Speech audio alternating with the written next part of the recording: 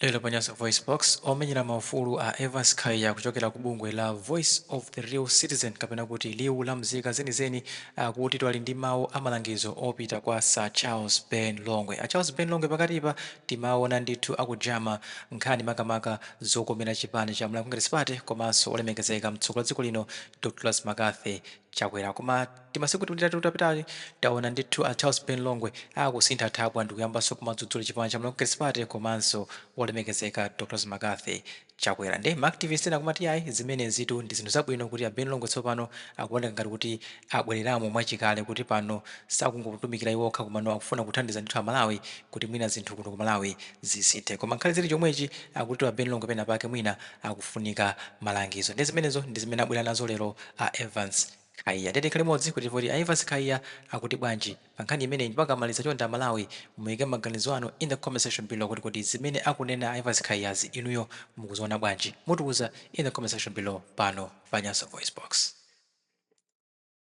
Mwaswera bwanji Amalawi anzanga konse komwe muli mu nthawi ino ya madzulo lero pa 16 January 2025 pamene nthawi yanga ikuti 20 past 8 p.m. 20 past 8 ya madzulo ya mubwalo lino muli ndine Comrade Evans Khaya kulankhulira kuchoka kuja ku bungwe la The Voice of Real Citizens, liwu la nzika yeniyeni, right?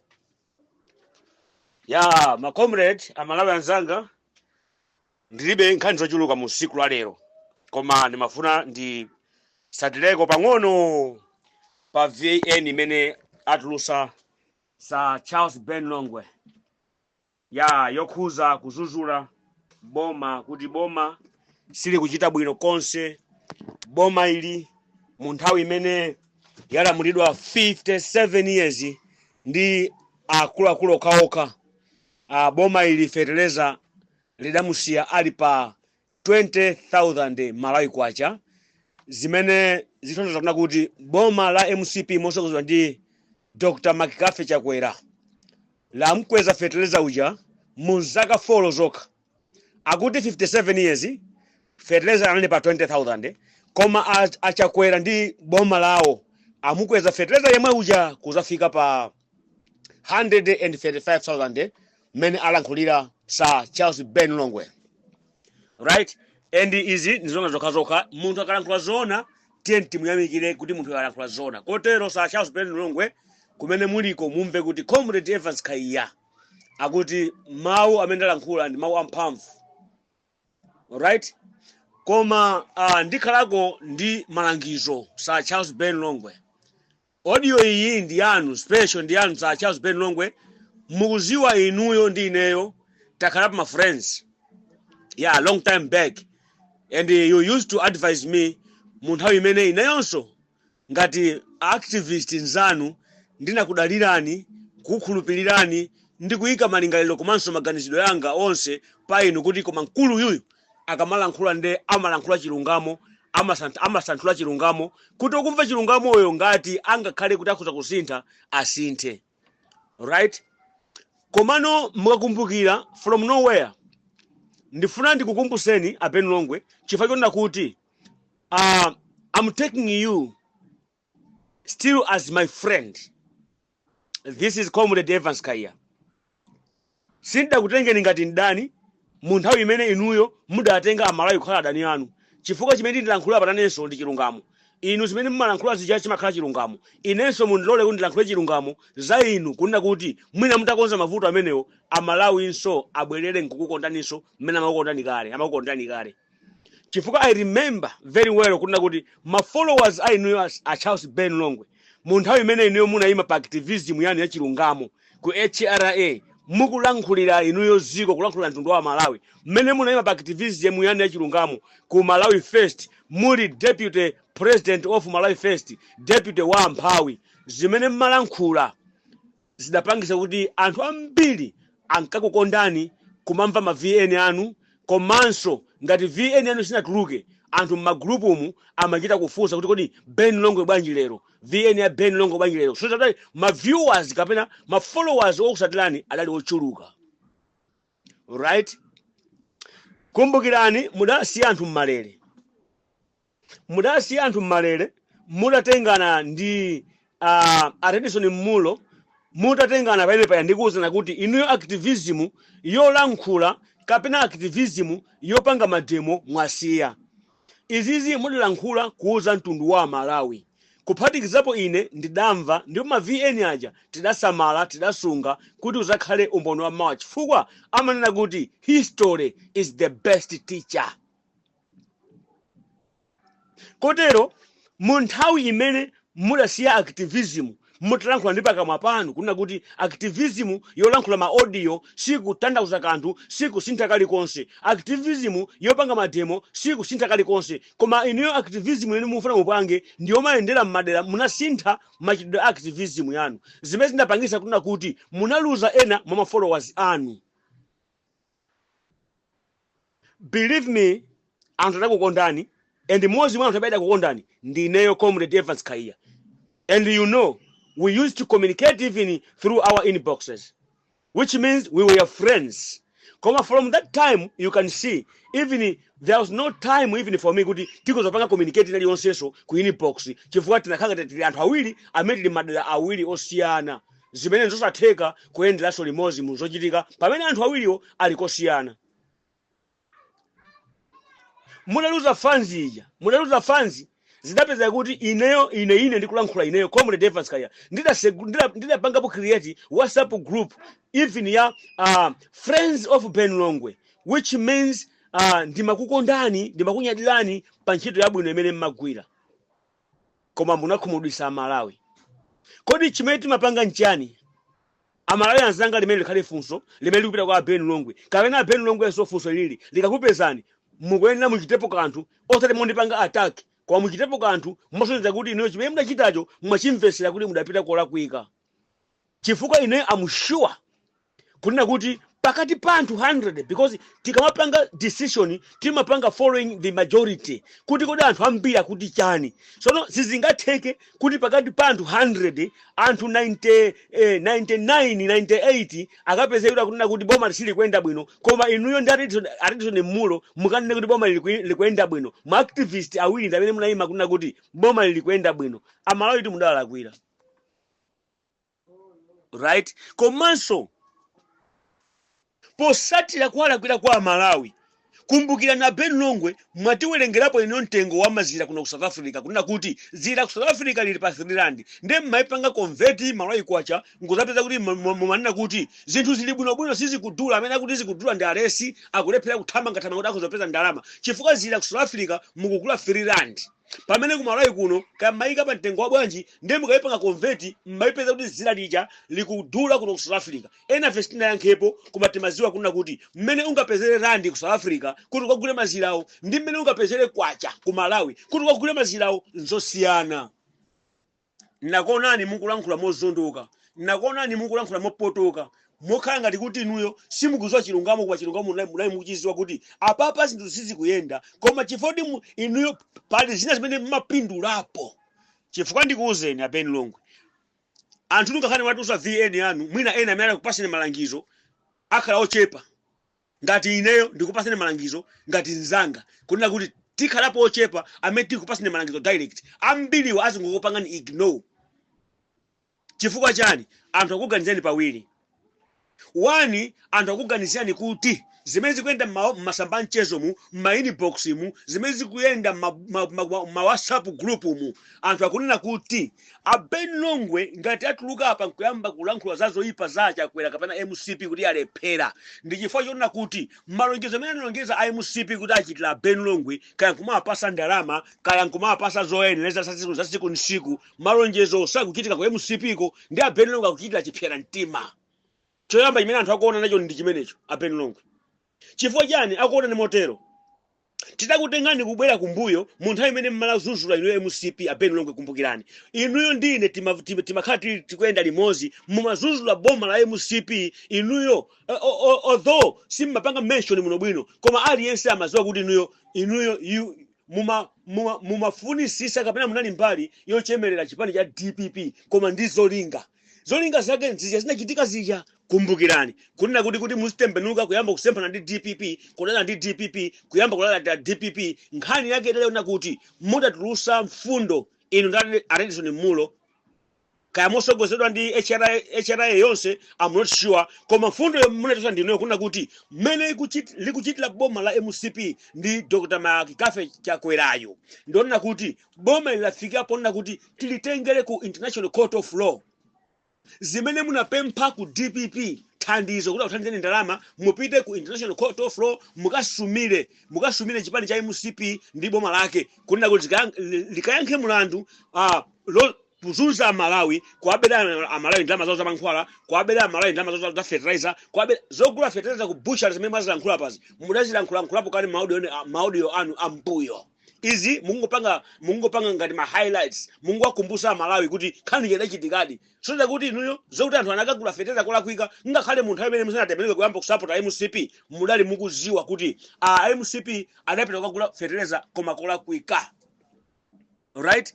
Ndiye chifukwa a DPP sadavomereze ndi ganizo lanu atakukumbukirani chimene mudapanga mbuyo kuti inunso munali pasogolo ndi a Timothy Ntambo ndi a Boni Kalindo nthawi imene ichayo mukuti DPP Professor Arthur Peter Mutharika wakula wakaramba komanso DPP is corrupted ndi boma la corruption, DPP ichoke. Inuyo Ben Longwe munali one of those amene makapa forefront ndi akina Timothy Ntambo, Atrapenzi, Boni Kalindo, Katimu. So a DPP pona nchitidwe wanu onena kuti mumangokhala ngati mufuna muyende ndi anthuwo koma simmafuna kuyenda nawo bwinobwino, muneza waukirapo nkuwachosa pa mpando. Ngakhale munabwerera a DPP paja zidawuvuta kuvomerezeni, zidawuvuta kukhulupirira mwanji ena kuti akukhulupirire kuti mbaleyi akunena zona tili nayi limodzi idi zinawavuta. Mwanjira ina zidasatira kuna kuti adakaniza ndalama yawo kotero mpamene mudakwiya. Ndipo ichi nchilungamo chokachoka Aredison Mulo kuti azikwiya, a Ben Longwe kuti muzikwiya chifukwa chonena kuti anakana a DPP kukupasani ndalama yoti mupite ku International Court of Law mukasumire MCP. M'malo mwake munatembenuka nkuyamba panga support MCP, of which tonse timaona kuti no activist uyuyu wasochera chifukwa there is no one who can support MCP kupatula ukhawa amene nduna akina Nkaka, akina Zikhale Ng'oma, akina Richard Nyimwedo Banda, akina Gotani Hala, akina ndani amene maunduna onseaja chifukwa iwowo akudya akubana wakupakula nawo okhawo ndi amene akulimbikira kuti boma ndilomweli sitingasinthe chifukwa akuzowa kuti akasintha kuba kwawo kwayimira pomwepo. Koma inuyo munthu okhala activist amene ziko ndakudalirani ngukayima ngukasintha chikwangwani kukanena kuti kuyamba kulankhula mawu kulankhula Malawi kunena kuti boma ndilomweli sitingasinthe Chakwera delivers. What have he delivered to Malawians? Chifukwa tu tikamayang'ana sanamira zimene Amalawi ambiri amaziyang'ana mwina apene ngati simuziwa ndi chakudya, mankhwala kuchipatala, chitetezo. Ndiye munthu akamapanga deliver chakudya, ngati munthu akupanga president ngati akupanga deliver, ngati boma likupanga deliver fertilizer, mukozopeza kuti boma limene chalo anthu ngakhale aziberedwa anthu wakumuzi amwene samazi kuti munthu akuberedwa. Zoti DPP imaba amaziwa ndi anthu ochepa ozindikira amene apita ku skulu koma akumuzi aja akangopasula fertilizer uja iwo amankhala kuti akhulupirira ndi kuikhulupirira boma kuti likuwachitira bwino chifukwa anthuwo amadya akukhala ndi chakudya. Kupita kuchipatala kuja ndikupeza mankhwala aliko anthu amangokondwera kuna kuti boma ili likuyenda bwino. Kupita ku filling station ukapeza mafuta akupezeka amangokondwera anthu kuti boma likuyenda bwino chifukwa iwo saziwa zapatali ngati mene mmaziwira inu kapena mene ngaziwira kuti boma likamene bwino zikuyenda zitere. Mugona chitetezo chikakhalapo kuti okhapa nzaka kamangidwe ndiye kuti anthu amakhala kukondwera kuti ife we are safe. Koma ine manena kuti Chakwera delivers kuona chitetezo anthu anyamwa zikwanje kumakakhala anthu chiona chitetezo ena aphedwa ku parliament, kuona chitetezo awitika aphedwa, kuona chitetezo anthu ena afa 9 kuchikangawa, kuona chitetezo Malemu Kasambara angofa ifaso zika bwino muziko la chipwirikiro kuti chitetezo mulibe ndiye mukanene kuti Chakwera delivers. Munakhumudwitsa Malawi. muziko kuti anthu afika pocha chiteze zimene mbiri ngakhale kuchokera kamuzu kuchokera pa kamuzu mmene amaitenga boma lija kwa Samunda kuzafika mpaka na pa Peter Mutharika palibe munthu anajapo chiteze. Inenso ndamva mulamulo wa MCP koma inuyo he was one of those nkumanena kuti boma ndilomweli chakwera delivers. Mubali manemene kupita kuchipatala mankhwala akukulembera kuti mpite ku pharmacy. Munthu osauka wakumuzi apita ku pharmacy akatani chikhalire nicho msonkho wake mwatolera kale kusopwa nima amene wagula. Izi ndikulankhula kuti ndikukumbuseni kuti pa zimenezi zimene mmayamikira zimene MCP amachita za mtuzu zola kwira Malawi iwe nkukaiwanda MCP nkumasapota MCP yo kuti ubebe makhala mukwala kwira Malawi onse osati DPP yoka osati UTM yoka osati malakwira opposition yoka chifukwa munali target ndi opposition ponena kuti boma likhale lomweli koma kuiwala kuti a DPP wo siwo siziko kuli ziko la Malawi kuli zipani zambiri zimene ena osasapota DPP akuvutika nawo anthu kuthekera nuko akuvutika nawo anthu kakumbowe uko anthu kumuzi kukwira wewe kuti zodiso ati pali phindu na kuti kuli togete ayikidwa togete zapindula iwo saziziwa amangoziwa kuti akangotipasa fertilizer ifeyo aboma atitha boma limene lino ndi labwino kwa ifeyo. Anthu amene ajawo mudala akwira nkumala nkhula maona kuti boma ndilomweli mpaka nankuwazulira anthu chinangwa a Ben Longwe enuyo ndikuwaonesa anthu a Ben Longwe chinangwa kuna kuti boma ndilomweli amene sakudya ndi kuti munthu ndi mulesi maganizidwe. Right? Mudawala kwira Malawi ndeni mafana ndilankhule kuna kuti nthawi zina munthu ukamafika kuti ufuna ugonje uvomeleze kwa abale amene udawa chimwe fasi zingatheke kuna kuti munthu mudantukwana zana zinthu zoopsa kanza musalu zijammalankhula zija kuti aya professor Mutharika wakalamba maaudio yatili nawo tinasunga wakalamba pakhala pali posi munthu amangozikozera mufuna kafere pa udindopo a DPP mulibe nzeru a Romwe mulibe nzeru mwatukwana inuyo mitundu ya anthu ena.